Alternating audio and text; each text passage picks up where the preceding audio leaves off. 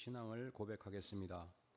전능하사 천지를 만드신 하나님 아버지를 내가 믿사오며 그 외아들 우리 주 예수 그리스도를 믿사오니 이는 성령으로 잉태하사 동정녀 마리아에게 나시고 본디오 빌라도에게 고난을 받으사 십자가에 못 박혀 죽으시고 장사한 지 사흘 만에 죽은 자 가운데서 다시 살아나시며 하늘에 오르사 전능하신 하나님 우편에 앉아 계시다가 저리로서 산자와 죽은 자를 심판하러 오시리라.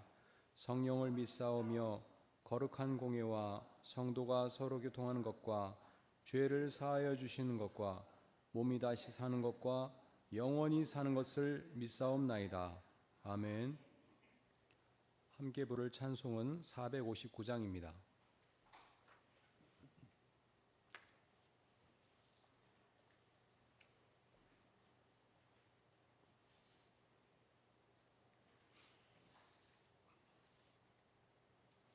다 함께 찬송가 459장 누가 주를 따라 함께 찬양하겠습니다.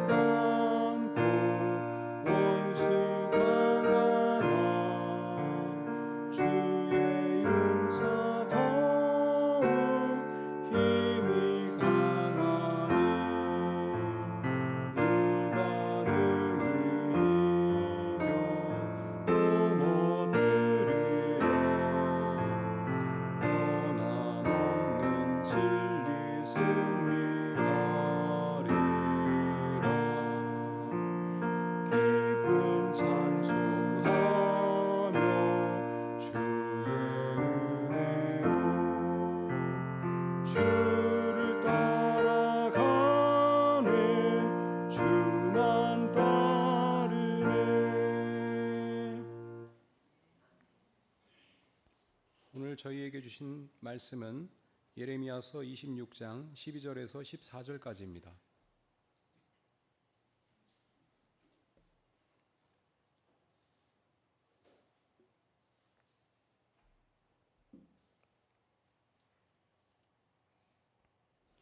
예레미야서 26장 12절에서 14절까지의 말씀을 함께 읽겠습니다. 그러나 예레미야는 모든 고관과 온 백성에게 이렇게 대답하였다. 여러분이 들으신 모든 말씀대로 이 성전과 이 도성의 재앙을 예언하라고 주님께서 나를 보내셨습니다. 그러므로 이제 여러분은 자신의 행동과 행실을 바르게 고치고 여러분의 하나님이신 주님의 말씀에 순종하십시오. 그러면 주님께서도 여러분에게 내리시겠다고 말씀하신 재앙을 거두실 수도 있을 것입니다. 나는 여러분의 손에 잡혀 있으니 여러분이 보시기에 좋은 대로 옳다고 생각되는 대로 나를 처리하십시오. 아멘. 함께 경청한 말씀은 남왕국 유다의 여호야김 왕이 즉위하던 해에 예레미야가 하나님의 말씀을 대언한 것입니다. 여호야김의 아버지인 요시야 왕은 유다 왕국 말기에 사회적, 종교적 개혁 정책을 실행함으로써 유다 왕국을 멸망으로부터 구하려 했던 성군이었습니다. 그러나 그는 기원전 609년에 이집트와 벌인 전투에서 전사했습니다. 그 해부터 이집트는 유다 왕국을 속국으로 만들고 요시야 왕의 아들인 25살의 여호야김을 왕위에 앉혔습니다.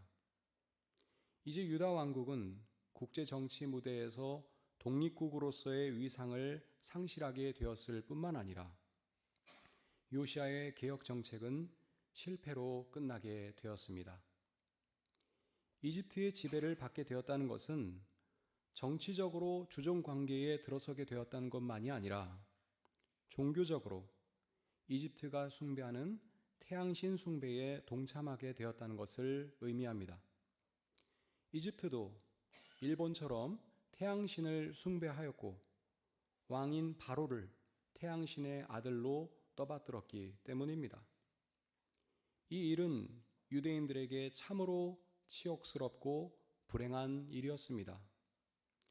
왜냐하면 이스라엘의 역사는 하나님께서 이집트로부터 히브리인들을 해방시킴으로써 시작되었기 때문입니다. 이제 그 후손인 유대인들이 또다시 이집트에 정치적으로 또 종교적으로 예속되게 된 것입니다. 이집트의 속국으로 됨으로써 유다 왕국을 하나님의 율법에 따라서 개혁하려던 노력이 중단됨으로써 유다 왕국의 멸망을 피할 수 있는 절호의 기회가 사라지게 된 것입니다. 여호야김은 열왕기하 23장의 표현을 빌리면 이집트 통치자인 바로가 요구하는 대로 바로의 명령대로 움직이는 꼭두각시에 불과했습니다. 그는 국제 정치에서는 이집트에 의존하였던 무능한 자였으나 국내 정치에서는 백성들을 억압하고 착취했던 폭군이었습니다. 그러므로 성서는 그를 하나님께서 보시기에 악한 왕이었다 이렇게 기록하고 있습니다. 예레미야도 예레미야서 22장에서 그의 죄를 폭로하고 그에게 심판을 선언했습니다.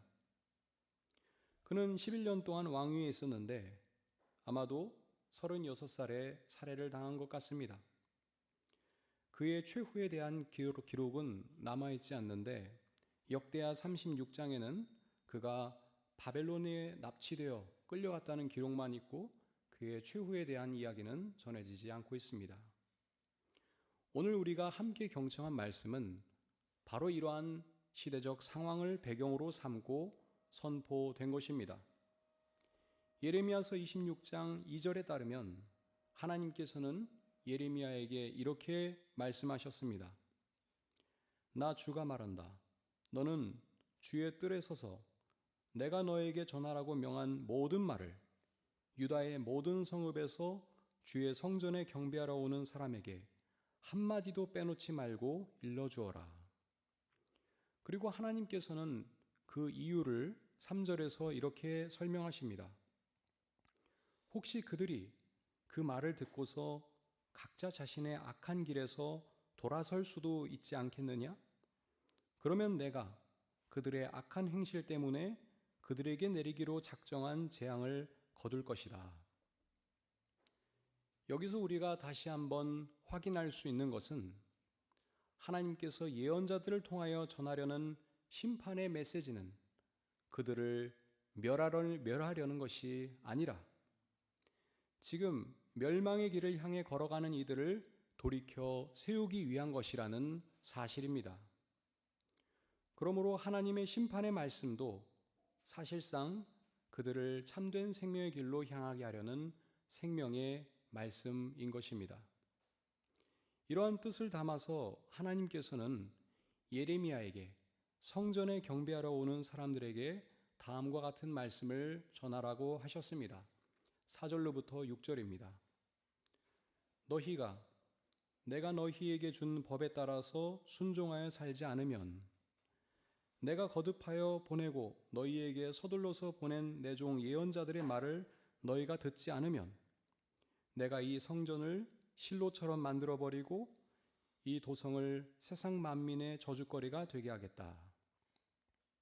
하나님께서는 예레미야에게 이러한 말씀을 한마디도 빼놓지 말고 일러주라고 명하셨기 때문에 예레미야는 하나님의 말씀을 주님의 성전에서 가감없이 선포한 것입니다.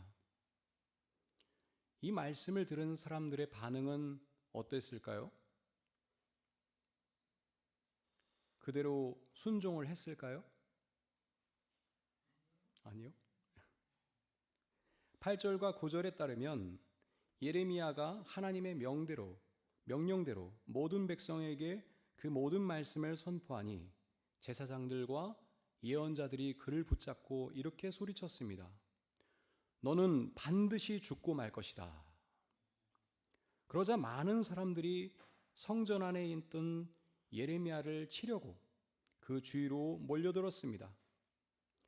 그가 자신들이 듣고 싶지 않았던 것을, 즉 이대로 살다가는 반드시 망할 것이라는 사실을 경고하였기 때문입니다. 그런데 우리가 주목할 것은 지금 예레미야를 죽이려고 몰려든 사람들은 유다의 모든 성읍에서 주의 성전에 경배하러 오는 사람들이었다는 사실입니다.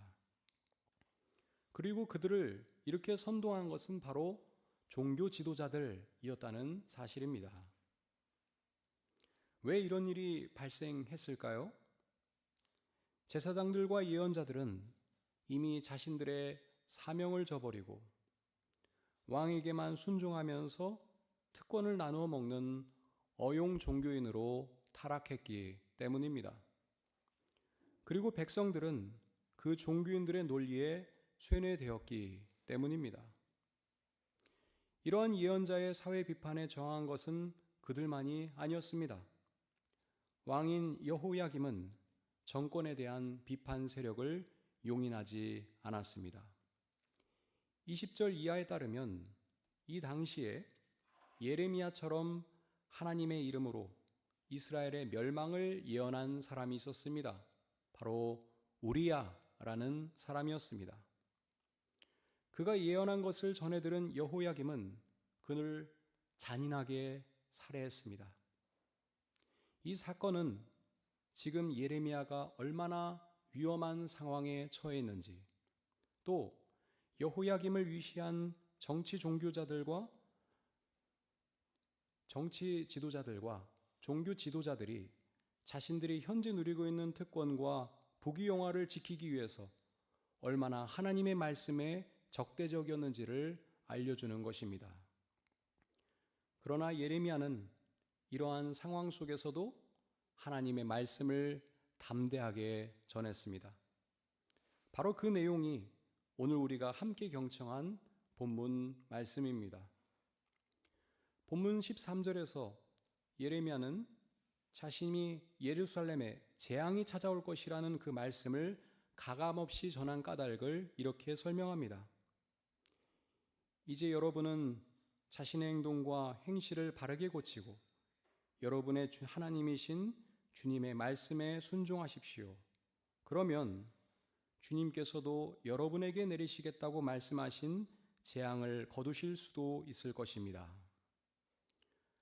하나님께서 예언자들에게 말씀하시는 것은, 예언자들을 통하여 거듭 말씀하시는 것은 아주 단순한 것입니다. 하나님의 말씀에 순종하라는 것이지요. 그 말씀에 순종하여서 말과 행실을 고치고 바르게 살아가라는 것입니다. 하나님께서는 정의롭고 평화로운 현실을 만들기 위해 일하는 분이시므로 신앙인들로서 그분의 뜻에 합당한 삶을 살아가라는 것입니다.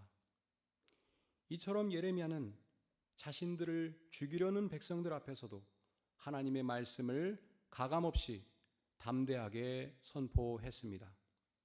그러자 몇몇 고관들이 백성들을 선동하였던 제사장들과 예언자들에게 예레미야의 무죄를 변호했습니다. 사랑하는 여러분, 오늘 말씀을 통해서 우리는 무엇을 깨달아야 하겠습니까? 먼저 우리는 하나님께서 재앙과 심판의 말씀을 선포한 그 대상이 하나님을 믿지 않는 사람들이 아니라 주의 성전에 경배하러 오는 사람들이었다는 것에 주목해야 합니다. 그런데도 그들은 하나님의 뜻을 전하러 온 예레미야를 살해하려 했습니다. 이 사건은 우리에게 많은 것을 암시합니다. 하나님께서는 우상이 아니라 우리를 죄와 파멸의 길에서 멈춰 세우고 바른 길로 인도하시려는 우리의 주님이시므로 우리 귀에 듣기에 좋은 말씀만 하는 분이 아니십니다. 그분은 심판을 선언함으로써 인간을 돌이켜 세움으로, 그리고 그렇게 함으로써 우리를 구원하는 구원자이십니다. 심판하는 하나님만이 인간을 진정으로 사랑하시는 하나님이십니다. 그러므로 심판 선언 자체가 복된 말씀, 곧 복음입니다.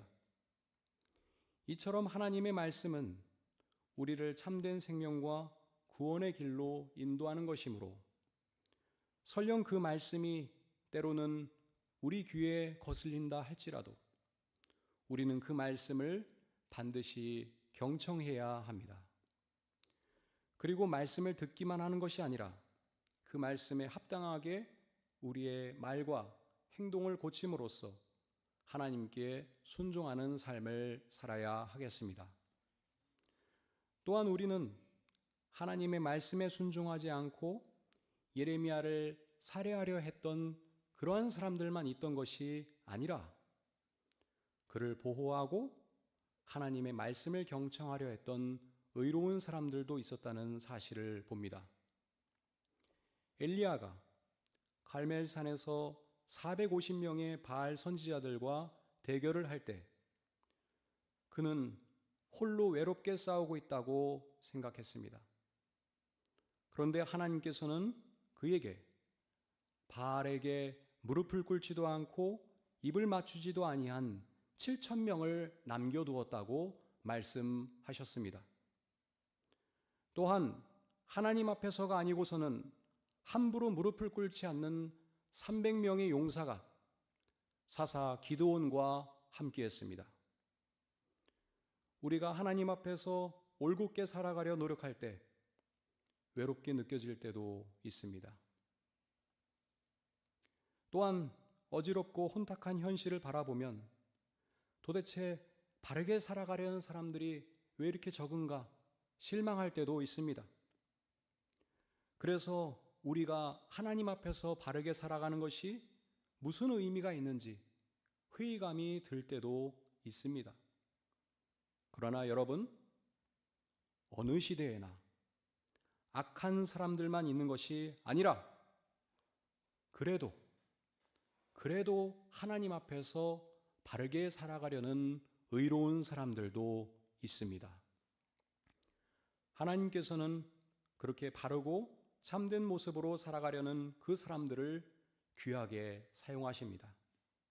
또한 그들을 통해서 이 땅 위에 정의롭고 평화로운 현실을 이루어 가고 계십니다. 이런 의미에서 오늘 우리도 예레미야처럼 용기를 지니고 담대하게 하나님의 말씀을 전하는 신앙의 용사가 되어야 하겠습니다. 오늘도 예레미야를 통해 우리에게 말씀하시는 하나님의 음성을 경청하며 기쁨으로 우리에게 맡겨진 일들을 잘 감당하게 되기를 바랍니다. 기도하겠습니다.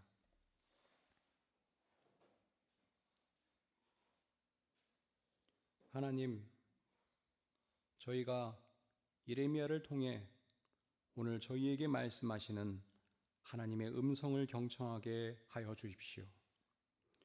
우리 자신의 행동과 행실을 바르게 고치고 하나님께서 원하시는 바르고 참된 모습으로 살아가게 하옵소서. 그리하여 저희가 하나님께 참으로 순종하며 하나님께 영광 돌리는 삶을 살아가게 하옵소서.